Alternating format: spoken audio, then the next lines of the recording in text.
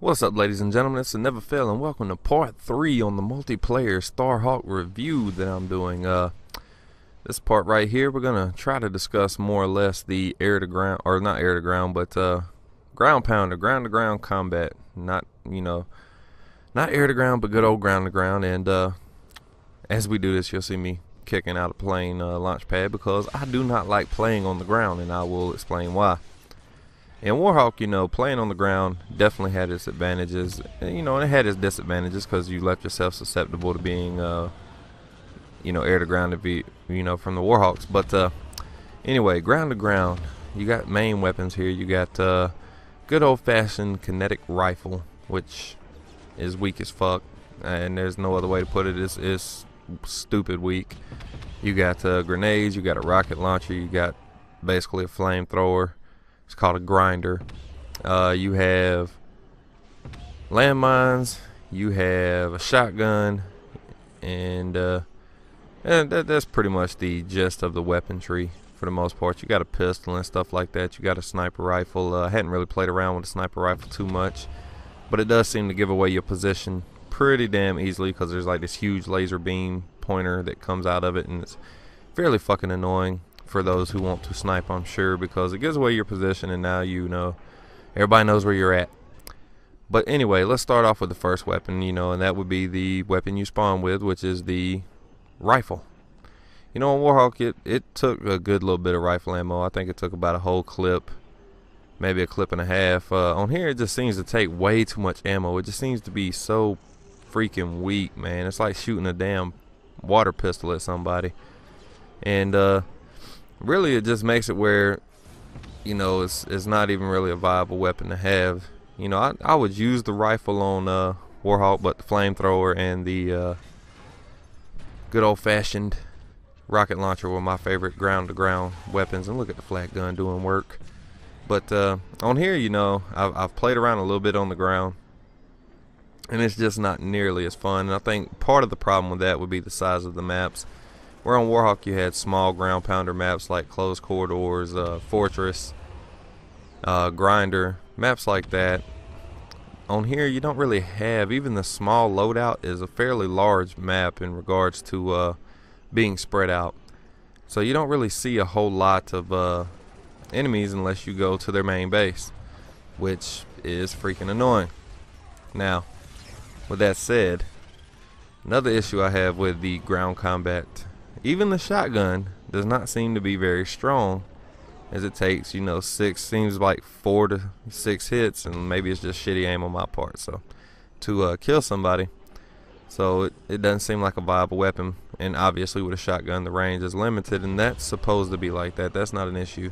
Flamethrower, I hadn't really tried that as far as troop to troop combat, mainly because I know there are pickups on the map, but you don't get it out the supply bunker, so I'm not doing it.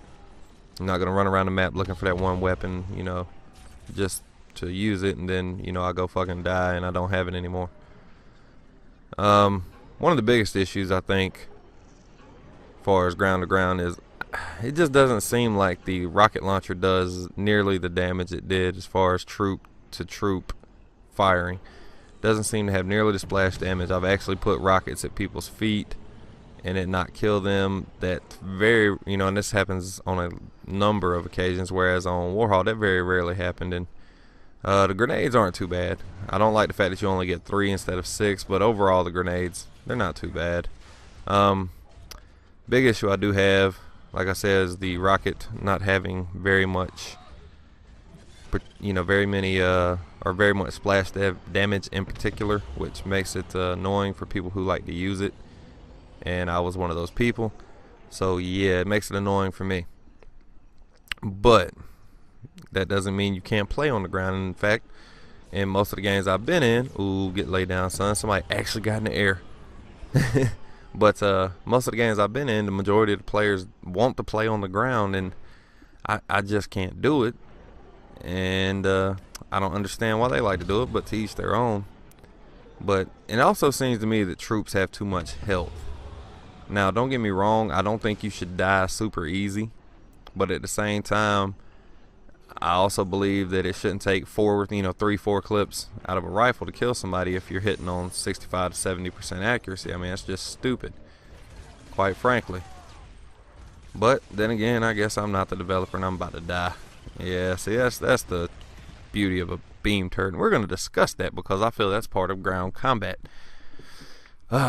It might be ground to air combat, but that is part of ground combat. The beam turret, since we just saw that, let's go ahead and get to that discussion because I really don't have a whole lot to say in regards to the actual ground to ground weapons, other than the fact that I don't think any of them do enough damage troop to troop, and the rockets damn sure don't do much to vehicles either.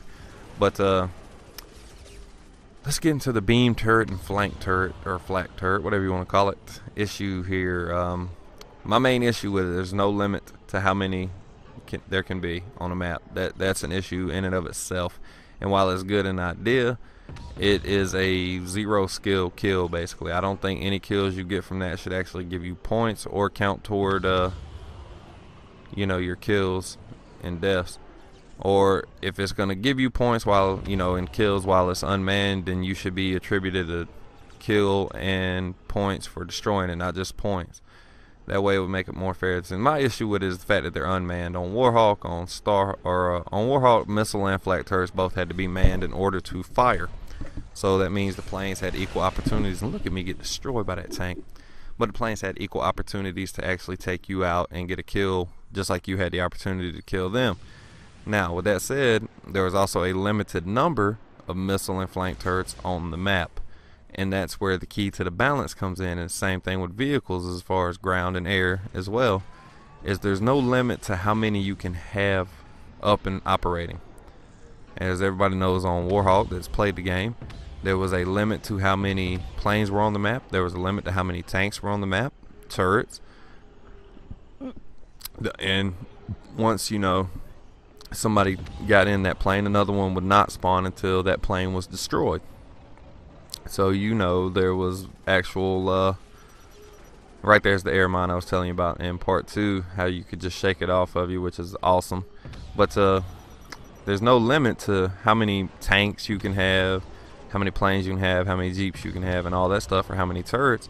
And in my opinion, it's just very, very, very, very bad for the game. It makes it extremely unbalanced because you can have a whole team riding up on your base in tanks and ground pounder and just totally shit stomping you, and there's nothing you can really do about it because there's no limit. You lose all your riff eventually, and then lo and behold, you no longer have anything to fight back with because you don't have enough riff to build a tank thing, a tank launcher, which costs a good amount, and you don't have the ability to sit there and gather riff because as soon as you spawn in, you're getting destroyed. So that's the stupidity in that, in my opinion, behind that is just unreal. Why they wouldn't limit the amount of vehicles on the map, and that just falls under the whole not having bases, which I think is just absolutely fucking stupid. Build a base, good idea. Build a battle, whatever you want to call it, good idea. Flawed as hell in actual game, and the fact that the game released with all these issues post beta just amazes me. In all honesty, it really does. I can't believe that all this stuff wasn't addressed and fixed from the beta to the release, and it annoys me. But anyway, speaking of things they did actually do properly, because I can't talk too much about the ground combat because I just don't play on the ground. It's not fun for me. But what I can talk about more or less is air to ground.